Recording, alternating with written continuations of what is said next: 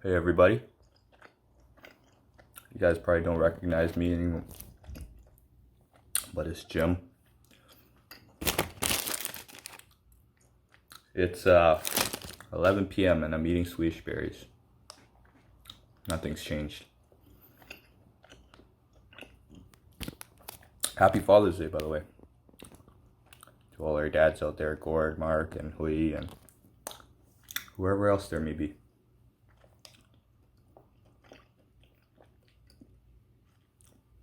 Hope you guys are having a good day so far. Good morning. We're going to be doing this a lot more often now. Some of us on the leadership team will start to share, and I think next week will be another surprise from one of us, so stay tuned for that. Today I want to talk about, fear, and especially fear of the world, right? With all the things going on right now, it's not news anymore. The virus, the protests, all this political stuff. It's a scary place out there, and so I want to, encourage you guys that sometimes it's okay to be scared and it's okay to be fearful. However, I want to read a passage from Proverbs chapter 1 here, starting in verse 1. So if you want to follow along, I'm reading from the ESV, and the chapter is titled The Beginning of Knowledge. The Proverbs of Solomon, son of David, king of Israel, to know wisdom and instruction, to understand words of insight, to receive instruction in wise dealing, in righteousness, justice, and equity, to give prudence to the simple, knowledge and discretion to the youth.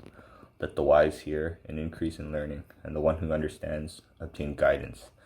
To understand a proverb and a saying, the words of the wise and their riddles. The fear of the Lord is the beginning of knowledge. Fools despise wisdom and instruction. So sometimes I feel like, oh man, so much is going on. I don't know what to do. Like, am I supposed to behave differently? Am I supposed to, all this COVID stuff? Like, when you go out, do you, I guess you should be staying away from people. There's just a lot of questions, especially going back to work now. We have a bunch of rules in the office. You can walk in one direction. You have to, we have people pressing our elevator buttons for us. It's kind of crazy, and it's overwhelming sometimes. And the world can be a very scary place, especially right now for some people. And for me, I find myself, using God as a sort of the counterbalance to that fear. The world's a threat. Hey, God, can you come in and, offset that fear for me, please? And I think I'm not, that's a disservice to who God is, right? It says here in verse 7, the fear of the Lord is the beginning of knowledge. And so we understand that, God isn't there just to, his function isn't just to be the opposite of the world's threat, to give us comfort. He's supposed to be there first and foremost. He's the one we should be seeking first and foremost. He's the beginning of the fear of the Lord is the beginning of knowledge, right? And that's where it starts. And sometimes I assume that, the world's the ultimate threat, and I give it, some power that I shouldn't be, and it affects me.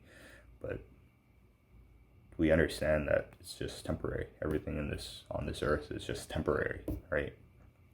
Sometimes we expect God to be the balance in that stress that we feel, the stress from the world. So we reduce him. We basically, reduce him to someone who's equal to the world. And he's much more than that. So I want to encourage you guys that, when you're feeling fearful, of the world, especially. Just remember that God should be, I don't know if it's the best word, but scarier than the world, right?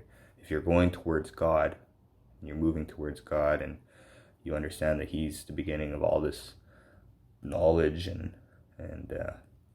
wisdom, and being able to live life the best way that we can, and the way that He envisioned us to live.